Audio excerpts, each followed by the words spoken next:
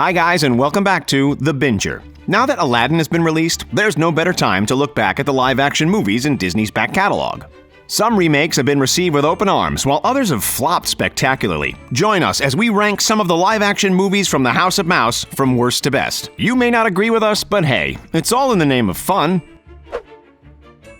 Ah, poor Dumbo. He deserved so much more. And we're not just talking about the way he gets teased for his big ears either. Tim Burton did a rough job on this little guy, although he probably had the best of intentions. Avid Burtonites may disagree wholeheartedly, but the majority of the world thinks that this movie sucked. It was always going to be miles away from the original movie with Tim at the helm. He has a particular style that you either love or hate, but Burton isn't the real issue here. His choices are. The movie underperformed at the box office, and critics weren't overly impressed either. For something that was pegged as a cinematic masterpiece, it fell flat. The characters were thin, the story was muddled and confused, and it lacked enchantment, said critics. Audiences, on the other hand, were just peeved that none of the animals could talk. Why have a movie like Dumbo if you can't hear the words from the elephant himself, right? The Guardian's Peter Bradshaw was the harshest of them all, giving the movie a measly 1 star out of 5. He dubbed the venture, quote, a steampunk Jurassic Park jam-packed with retro-futuristic boredom, unquote. In other words, he didn't really like it.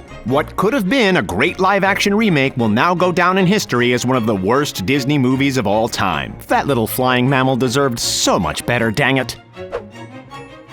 Even Hollywood royalty like George Clooney and Hugh Laurie couldn't save this movie from biting the dust. Released in 2015, the science fiction mystery adventure was named after a Disney ride. While that line of thinking worked for Pirates of the Caribbean, this Brad Bird movie was destined to end up on the scrap heap. In theory, the story sounds pretty cool. A bright young kid tries to stop the end of humanity with the help of a robot and a grumpy inventor called Frank. Sadly, the screenplay didn't translate well. The visuals looked great, but it just didn't hit the right spot for audiences. It's estimated that Disney lost around $140 million on the project, which must have hurt. This is a company that is used to making money, not losing it. Despite its critical panning, Disney execs stood behind the movie. Distribution chief Dave Hollis said that the main reason the movie failed was that audiences prefer reboots and sequels. According to him, there just wasn't a market for new ideas at the time. Is he right, or is he just trying to soften the blow? David Edelstein of New York Magazine thought it was the best thing since sliced bread, saying it was a, quote, enchanting reactionary cultural diatribe, end quote. That sounds complicated, but in movie speak, that's like an A+. Sadly, Edelstein was in the minority.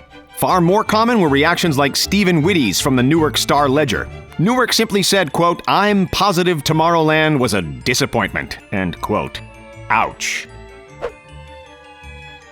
Alice in Wonderland is a beloved Disney classic. All the movies we're going to discuss here are, but Alice stands out from the crowd especially. Not only are the characters fun, but the plot is totally nuts.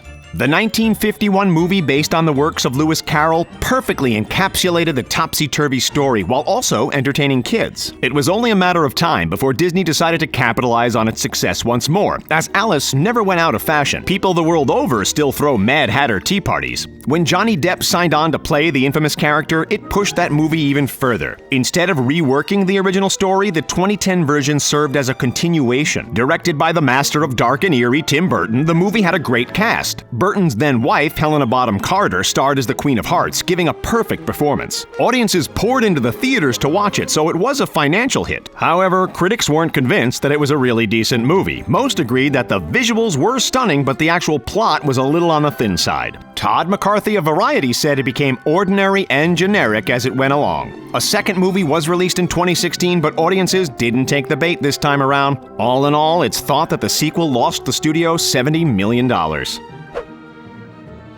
Pongo, Perdita, and the rest of the gang stole the hearts of audiences in 1961. Not only did the movie introduce us to some cute, spotty doggos, but it gifted us with the ultimate villain. Cruella de Vil is the baddest of the bad. What's worse than someone who wants to skin a bunch of dogs? Not cool. Disney is making more of a thing out of their live-action remakes now, but they were still doing it back in the 90s. As CGI wasn't as advanced as it is today, they decided to skip the talking dogs altogether and focus on Cruella's exploits. It could have turned out disastrously, but producers landed the perfect person for the role. Who better to play the animal-obsessed designer than the bunny-boiling Glenn Close? Actually, she was the saving grace of the movie. Disney was counting the cash when they raked in $320 million against a $70 million budget. Critics loved Close's performance, but without her, the outcome could have been very different. Jeff Daniels and Jolie Richardson do serve well as Roger and Anita, but they wouldn't have been enough to carry the film alone. Sleeping Beauty is more than just a hit animation starring a princess. It's a timeless fairy tale that captures the emotions of kids the world over. Plus, let's not forget the three good fairies who make for an interesting trio. Aurora herself isn't really a huge feature in the movie, but it doesn't really matter. She's in it just enough for kids to love her. 2014's Maleficent is half remake, half prequel to the animated feature. While we see the evil fairy doom Aurora to a lifetime of sleeping, we also get to know what drove her to be the way she is. The story is original, stimulating, and Angelina Jolie plays the part perfectly. Not only does she look stunning with those razor-sharp cheekbones, but her acting chops are undeniable. Critics were divided on the film as a whole, with many saying that CGI and 3D effects cheapened the plot. It's quite funny considering CGI is expensive to use. The overall message of Maleficent was considered positive, with one reviewer stating, quote, "Long live the feminist revisionist backstory." In terms of big bucks, Maleficent got a lot of bang. When production costs are taken into consideration, it's thought that the movie scored a profit of $190 million. It's Jolie's highest-grossing venture to date, and was the fourth highest-grossing movie of 2014. There's a sequel in the works called Maleficent, Mistress of Evil, which started production last year. It'll be exciting to see what happens this time around, and if Mal ends up on the darker path once again. Anything's possible when you're dealing with fairy tales, so we'll just have to wait and see what happens. Meet you at the theater for this one, guys. If you're looking for a sweet tale complete with beautiful dresses, magic, and a glass slipper or two, then Cinderella is your gal. The original movie continues to be one of the jewels in Disney's crown, so remaking it was going to be a huge risk. Fans were either going to love it or hate it, but luckily for Disney, it was a hit. Producers scored big when they cast fresh-faced actress Lily James for the lead role. Up until that point, James had worked in television. Her first big screen part proved to be a success, which must have come as a huge relief. The 2015 outing was directed by Kenneth Branagh and featured some incredibly big names. Cate Blanchett did wonders with the wicked stepmother role, while Game of Thrones' Richard Madden was swoon-worthy as Prince Kit. When all the figures were tallied, Cinderella took a worldwide total of $543.5 million, beating its budget 4.5 times. That ain't bad for a fairy tale that's been kicking around for decades, is it? It just goes to show what Disney can do with a wave of their wand. Critics largely praised it, but Guy Lodge of The Guardian said, quote, "The film's naff preserved in amber romanticism is its very charm." That's kind of like your aunt coming up to you at the family barbecue and saying that you still look good despite the weight gain, but whatever. Disney made so much money from this venture that they probably didn't give a rat's behind what the critics think.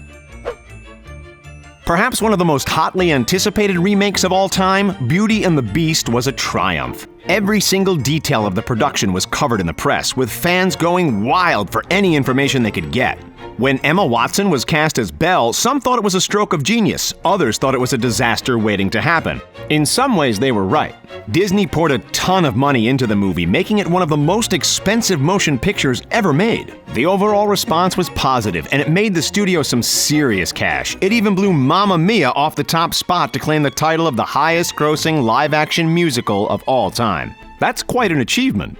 Critics were quick to praise the work of the ensemble cast, but one glaring issue couldn't be denied: Watson's singing. Auto-tuned to heck and resembling a well-meaning child, it seems strange that Watson landed the role at all. The Washington Post's Ann Hornaday summed it up by saying that Watson's voice was, quote, "serviceable enough to get the job done." On the whole, we can't really knock Beauty and the Beast as a remake, which is why it lands in this position on our list. If fairy tales and princesses are what makes your heart soar, then this is probably the one for you. Let's just hope you can belt out a tune better than Watson, although that's not really that hard. As far as Disney movies go, The Jungle Book is one of the most iconic. If you grew up watching the animated tales, and most of us did, then you'll know the words to a few of the songs. They're so catchy and upbeat, setting the backdrop for Rudyard Kipling's incredible tale of the orphan Mowgli. While some live-action remakes get quite creative with the retelling of the story, 2016's The Jungle Book stayed close to the original works. The only real actor to star in the movie was Neil Sethi, who was a newcomer to the industry. What a role to start with, right? Sethi had to undergo rigorous training for the part, including parkour. Considering it was him and a green screen throughout the entire process, he knocked it out of the park. The end result was an emotional and touching movie that pleased moviegoers and critics alike. After gaining just shy of $1 billion at the box office, the movie was the highest-grossing remake of all time. Beauty and the Beast stole that title a year later. The movie has a rating of 95% on Rotten Tomatoes, which really isn't surprising at all. Critics called it exceptionally beautiful and spectacular, exciting, funny, and fun. Now that's language we can understand.